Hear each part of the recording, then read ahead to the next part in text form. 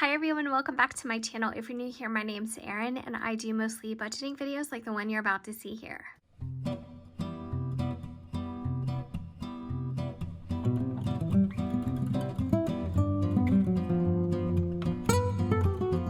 Thank you so much for tuning in and spending some time with me. In today's video, we're going to go over some side income, and I thought that would be really helpful being that tomorrow is the last official payday for my real job of this month, and I'm going to be settling up with the rest of the money that I need for October's bills, so I can jump right into that on or before October 1st. So if you are new to my channel, I just want to let you know that I do pay my bills 1 month ahead of time, and the way I was able to do that was by using the stimulus money at the beginning of quarantine that we received from the government. I put that together with a few extra dollars, and I was able to pay our bills 1 month ahead, and ever since I've been able to ride that traction and continue to do so since then. It's really helpful for me. It was a goal that I always had and I just wasn't able to quite attain it, but now that I want to make sure that I continue with it and that I don't fall behind. All right, I feel like I have so much to talk to you guys about, and the first thing that I wanted to do was thank some of you for reaching out to me on Instagram. If you are not following me on my Instagram page, it is linked below. It is a bit different from the one that I was using when I first started this channel, so the title and name of it just captures a little bit better of what I do here. And so I received some really kind messages from you guys, and I'm so appreciative of that because, you know, I get my fair share of kind of critical comments as well as a lot of beautiful comments that mean so much to me. So whenever I read something positive, it always gives me a little bit of a boost and a lift to want to go further and, you know, continue to do this type of thing because I really, really enjoy it. And I hope that the majority of you guys are too. I wanted to apologize to you guys though for something a little bit strange. I was looking back at last week, and I noticed how hastily I had listed my bills here. This is a really poor effort and I can do better. So this isn't nice to look at. It wasn't nice to use. I didn't take my time with it. And I think in order to be motivated to continue budgeting and continuing setting goals and trying to meet goals, I think that your system has to be not only appealing to use, but appealing to look at, and it just has to motivate you. So when I looked back at this, I thought this is a really, really poor effort, and I don't want to repeat something like this again. You know, looking back at some of my other layouts, the principle of them is very similar, but they're just a little bit more, I don't know, just a little bit more put together, a little bit more polished. Took me a little bit more time to do them. I know some of you are probably thinking that's very nitpicky, but this is kind of how I want my budget to look. When I look back on it, I want it to be neat and organized and just look, you know, respected. So if you respect your money process, you know, I think that it's a good omen for money to come back to you. I think that was something Susie Orman had said maybe in one of her shows or something like that, that you should always make sure that you don't just stuff your money into your purse or ball it up or shove it in a pocket, that you should always like either fold it or, you know, have it out, you know, completely, you know, straight in some kind of wallet or billfold, whatever it is that you use. And she just had a lot to say about respecting your money. So I think that respecting the process is also important. So I took a little bit more time and did this. I'm not sure that this is the layout that I'm going to stay with moving forward, and I'm really excited because, well, before I get into this, I might as well show you guys. I was so excited to order this and receive it in the mail. I used some of my extra money that I did not spend on groceries last week, and I used it for something very frivolous. I had to put it back in the bank so I could order this on Amazon, but this was pricey. This was $29, I believe, and it is by a company called Scribbles That Matter, and it's a kind of a giant bullet journal. So this is the back side of it. I'm not sure why their logo is on the back, but you know, whatever, because it actually, this is the cover. And let me show you. It's a little bit, it's very snug. So you take the journal out of here like this, and then you have your bullet journal. So this is really large. Now what you're looking at here is a tool notebook cover, first of all, but the inserts in here are the big happy planner, so the 8.5 by 11 size.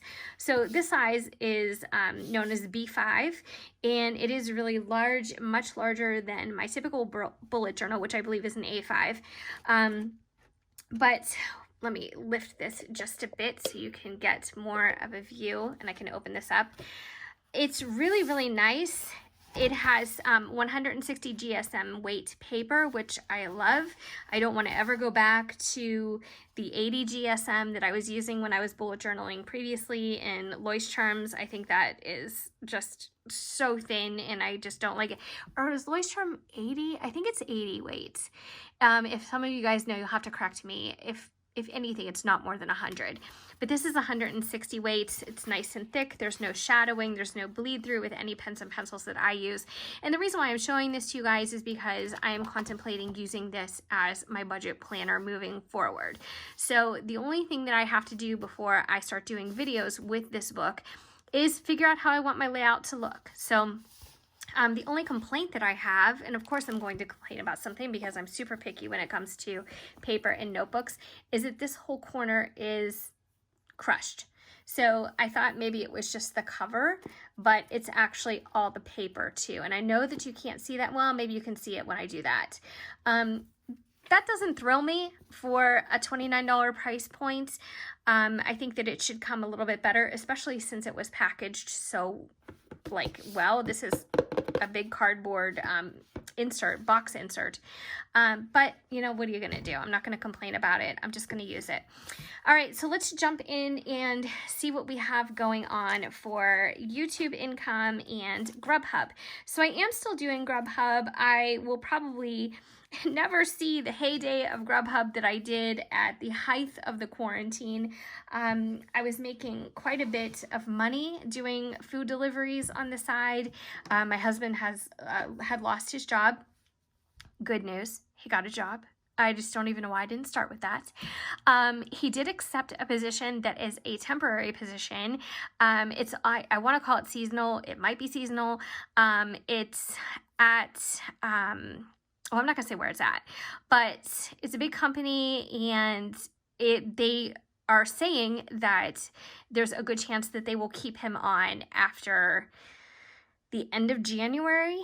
So we shall see how it goes, but he is going to be collecting his early retirement as of next June anyway. So we pretty much just had to get through that hurdle. We just had to get to next June, and then things would calm down and be a little bit back to normal. However, having that extra income, when he collects his early retirement, that's a private pension, and it's because he has 25 years and he's going to be 50 years old next June, and that's just his company's rules. He won't be able to collect Social Security because he's not old enough. He's only 49 years old. So we'll see how it goes, but he can make as much money as he wants until he starts to collect Social Security in his 60s. So then when Social Security kicks in our state, they do limit how much money you can make and still collect benefits. However, it will never change his private pension. His private pension is going to start in June, and that will be a lifetime thing. You know, I say that's what the plan is. That's what it should be, but you never know. So I'm going to mark down my YouTube earnings that are $355.72. I can't thank you guys enough. that is because of you. I'm going to zoom in just a bit. That's because of your views and support, and maybe some of you are watching the ads that play during my videos. I just can't thank you enough because it has really, really made a difference in my life. Not only do I enjoy making videos on my channel, but just to know that I'm getting compensated in such a way. I mean, it just means so much, especially with everything that we have gone through financially in the past year. So I really thank you from the bottom of my heart. And, you know, it just really just means so much to me. Grubhub was $434.06. So that's one of my better weeks. Coming up, in fact, tomorrow, I'm going to be paid again. This was Grubhub the last week. So even though I'm writing this on Thursday the 24th, this was actually, what was last week? I don't even know. I know it drives me crazy when these discs go across my desk like that. You know, I'm just going to write last week.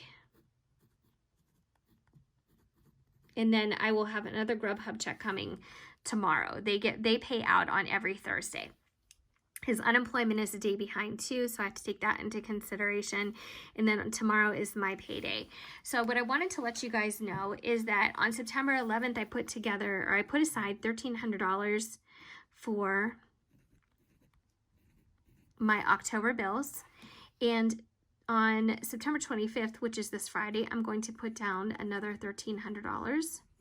So that is my paycheck. I mean, that is what I make. There's, you know, 13.0 something and change, but just for decimal purposes, that is what I make.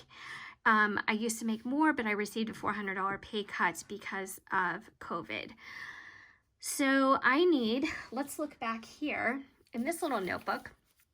So this is where I was capturing my monthly bills. I did an update of that. I don't know if you guys saw that video, but on September 20th, I went through my monthly bills, and here they are in all their glory. And as you can see, there are two that are variable. So that would be our flooring and our new mattress. So the mattress is very expensive, I have to say, but I wanted a certain kind because the last one that we had for over 11 years, and that's gone into our guest room. It's still a good mattress, it just isn't as good, so it did need replaced for us to sleep on every day. But the financing, they gave me 4 years or 48 months to pay it off with no interest, so I'm really comfortable with that. The flooring, Home Depot, we had purchased some flooring that we were initially going to put in our upstairs. Then we bought different flooring. We were going to put the original stuff in the basement. My husband is refinishing our basement right now. And then we also had to carpet our upstairs, like the hallway, the landing, the linen closet, and the stairs themselves. So I need to pay at least $100 a month to Home Depot. Not all of my purchases on Home Depot are 0%. The initial purchase when I opened the credit card was, so I may end up transferring the whole thing to a 0% interest credit card. We'll see. The other bills here are my constants. They are not variable. They are fixed expenses. They could change, you know, a couple dollars here or there, like mortgage depends on your taxes. My lease for my car depends on, you know, what I do next time, my husband's lease, and so on and so forth. But bottom line is we need $27.70 just to pay our bills every month. So it could be a little bit variable too, according to what our gas bill is or our electric bill. So we need $27.70. And I'm going to write that here. And as you can see, we only have $2,600 here. So what I'm going to end up having to do is take a little bit of money out of what I made here in order to make up for that. And then I will have October taken care of. And that is a beautiful thing. So let's count the money that we have on hand to use today. So what I got out of the bank was $355 for YouTube. I left the 72 cents. And then I also got $430 for Grubhub. I left $406 in the bank. So $355 plus $430. I should have $785. So let's go ahead and count it together. 20, 40, 60, 80, 1, 20, 40, 60, 80, 2, 20, 40, 60, 80, 3, 20, 40, 60, 80, 4, 20, 40, 60, 80, 5, 20, 40, 60, 80, 6, 20, 40, 60, 80, 7, 20, 40, 60, 770, 780, 782, 784, 785. Now you guys notice I got 2 more $2 bills. So when I went through the bank and I got my money, I said, do you guys have any $2 bills? And she's like, I think I have 2 in my drawer. And I'm like, can you just give them to me? I just want them. And then I noticed somebody wrote on this one. Anyways, you guys gave me so much feedback about the $2 bill, and I still have mine from last week that my husband gave me. I'm not going to spend it, but I just want to put these aside, and I thought what would be super cute is at Christmas time, I have 6 nieces and nephews on my side, plus 2 step-nephews, and my husband has a niece and a nephew on his side. So for his niece and nephew, they're getting a little bit older, but they're still kids. We usually try to spend about $50 on each of them, and I thought what would be really cute, because they're kind of just getting into wanting money or gift cards, is to give them $50 each, all with $2 bills. I thought that would be so cute. So you guys had mentioned that you can actually order that from the bank, or I don't know, I think you can order increments of money, because obviously I found out when I went to get my cash that they don't always have very many on hand. So I just love these so much. I think they are so cool. I don't know why I'm obsessed with them all of a sudden. I mean, it's not like they're brand new, but I don't know. I just think that they're just so quirky, and I love them. So I think those kids are going to get the biggest kick out of getting those. I think they're just going to be so cute. We'll see how it goes. Yeah, we buy for all our nieces and nephews, even mine that are adults now. I mean, they're very young adults. We still buy for them because we're super close with them. We don't have kids of our own. So before anybody says that's highly unnecessary, you know, like it's not about gifts at Christmas, I totally get that. I could care less if I receive anything for Christmas. My husband is the same way, but we do like to buy for our family. It's just something I enjoy, which is why we save ahead as much as possible, so we don't go into debt at the holidays. So anyway, we have $785 to work with. So I'm going to put that total here for both and get started on divvying it up. All right. So for Christmas, I'm not going to add anything into that. If you're curious where I'm at with my sinking funds, you can definitely check out my previous video where I'll be doing another updated video. I like to do those on a regular basis. I'm not going to put anything into the dog fund. Savings and emergency are going to get a bit, and taxes is going to get a bit.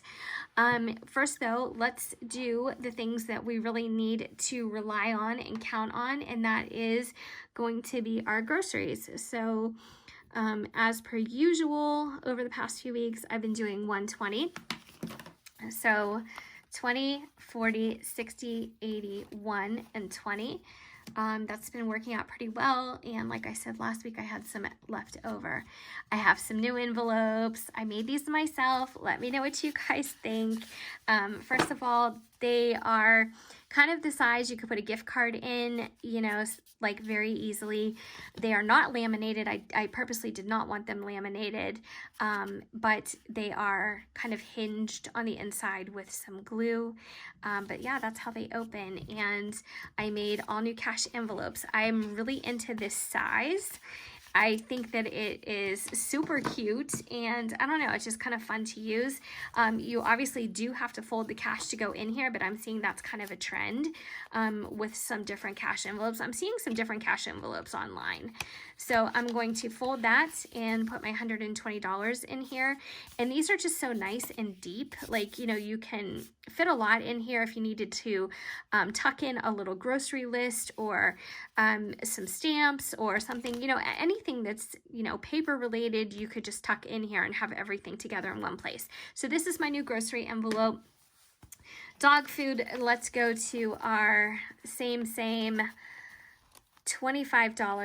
And in fact, let's see, I have my nephew's money here. I'm going to exchange this for 2 5s.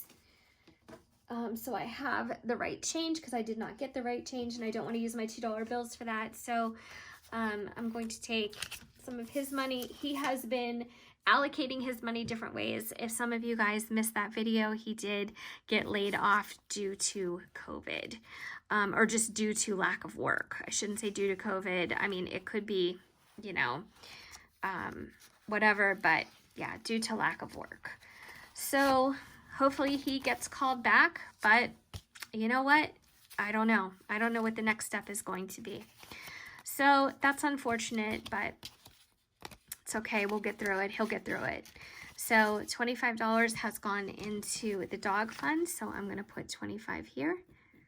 And my pens obviously smudged a bit, and my nails did too. I see all these little red marks, and it's literally because I didn't put a top coat on my nails. All right, 20, 40, 60 is going into my gas fund. So that's been doing us pretty well. It's gas for my husband's car and my car, and I've been driving a lot more when I do deliveries, so I do need to kind of pad that a bit. So $60 into gas. Anything left over, we just kind of use for whatever. We don't get too nitty gritty with the remainders. Miscellaneous, I have $100 going toward Discover, and that is because I purchased an air purifier, and I purchased it with my Discover card, and I need to pay that off. So 20, 40, 60, 80, and 1. So I'm really excited because you guys know, if you've been watching me for a while, I have asthma. And we've been making a lot of changes around our house, like replacing our carpet, or the carpet in the bedrooms, and, you know, things like that. You know what? I don't want to put that in miscellaneous. I want to put that in my brand new envelope that says bank deposit. I have to actually put this back in my bank in order to make a payment to Discover. That's why I made that. So I think that's really handy to have. If you guys are using the cash envelope system, you may want to have one just for extra, you know, random miscellaneous money or planned money that you need to take back to the bank. All right. So that was $100. But anyway, so we've been trying to do some things to make our house less, you know, allergic, allergy irritating. So I don't know. One of those things is I really wanted to get a good air purifier for the bedroom. All right, so we have done groceries, dog food, gas, miscellaneous. So let's go ahead with the calculator and see where we're at. So we had $785 to begin with, minus $120 for groceries, minus $25 for dog food, minus $60 for gas, and minus $100 for Discover. So we're down to $480. Out of that, I need $2,770. So I have $2,600 from my paychecks, but to meet my bills, I need $2,770. So I need an extra $170 that's going to bring me flush, and that way I will have enough to cover Discover. 480 minus 170. 310 remaining. So let me take out 170. So 20, 40, 60, 80, 1, 20, 40, geez, 60, and 70. We'll count that again, make sure. 20, 40, 60, 80, 1, 20, 40, 60, 170. So that is something else that can go back into bank deposits. So I have $100 that I know I'm going to earmark for Discover, and this is going to be for my bills. So I have two little folded bundles of money here. I should have a Post-it, but I don't have one handy. If I did, I would mark what's what, but I will be able to know that pretty easily. So as you can see, this envelope is so nice and so accommodating. I can really stuff it, and it still has a nice slim profile. So all right, so we have covered, let's see, plus 170. So that is going to bring us to a grand total of $2,770. So as of this Friday, I will have all my money for October, and we are good to go. All right. So for taxes, let's get serious about taxes. I need to put $85 aside. I know you guys think that's a random number, but it's not random the way I figured it. So 20, 40, 60, 80, $1,085. So that is my tax money. And I'm actually going to tuck this into miscellaneous just to keep it separate.